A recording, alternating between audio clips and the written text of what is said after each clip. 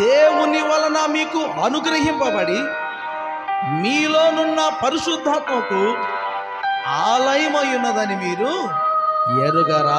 దేవునికి మహిమ కలుగును గాక. మీ దేహము దేవుని వలన ఏం చేయబడింది? అనుగ్రహించబడింది. ఈ దేహం ఎవరిచ్చారు? ఈ శరీరాన్ని ఎవరిచ్చారు చెప్పండి? ఎవరిచ్చారు ఈ శరీరాన్ని? ఈ అందాన్ని ఎవరిచ్చారు కదా?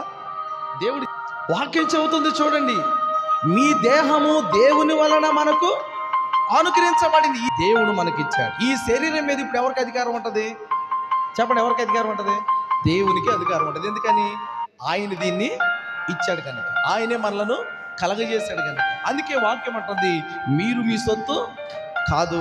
మీరు ఎవరి సొత్తు? మీరు దేవుని సొత్తు. ఎందుకు దేవుని సొత్తు అంటే, మీరు విలువ పెట్టి కొనబడిన వారు గనుక మీరు దేవుని సొత్తు. హల్లెలూయా. యేసుక్రీస్తు తన రక్తం ఇచ్చి మిమ్మలను కొన్నాడాయన, మనలను కొన్నాడాయన.